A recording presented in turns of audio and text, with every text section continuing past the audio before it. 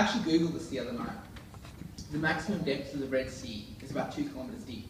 Right. Okay, Wow. and essentially that's the equivalent of basically from this location here to Domino's Pizza and back. Now, I'm not saying that they necessarily crossed. Yes, I work there, so half people did that. I'm not saying they would have crossed at the deepest point of the sea, but what I am saying though is that, you know, at either point, the scripture says that obviously it was split in half and there was water on the left and right hand side. Yeah. You know, they would have walked through that, and you know, I would hazard a guess at saying, you know, if they were to look up, they wouldn't have been able to see where the water separated from the sky would have been so high. You know, so what gets to me is that this is the same God that not only delivered the Israelites from the Egyptians, but also split the Red Sea. They didn't have enough faith to believe that He could feed them. Right. Wow. You know, so what I'm saying to you guys tonight is faith, and that's a challenge because I struggle with worry sometimes as well.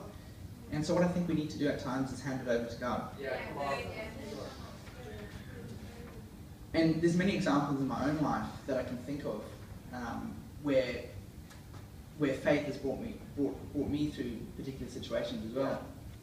One particular example, and it was actually not my faith, it was my dad. Come on. He had faith. I remember we used to live in Africa, obviously some of you will know that, and we were given opportunities on several occasions to be able to obviously leave, and often that would fall through. So when we were finally coming to move to Australia, you know, I wasn't sure that was really going to happen.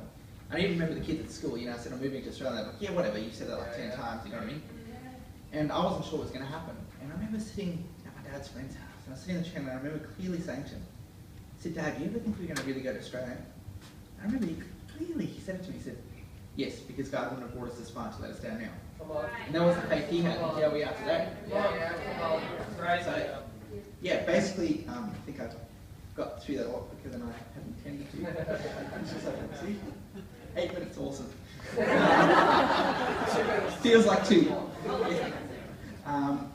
So basically, for those of you in here tonight, hopefully it'll be more encouraging. Those of you that are worried about finances, health, finding a job, I know it's not the easiest thing to do, and obviously I haven't been in those situations, and it's a lot harder to say to someone to feel a particular way when you haven't been in their shoes themselves.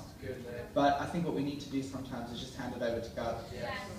So if some of you guys are feeling that way, hopefully you will go home and in your quiet times you'll hand it over to Him. Awesome. Awesome.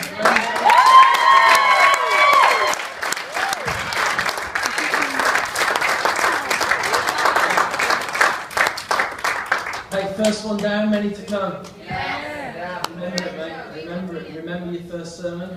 Write it down. I remember what I preached on. My first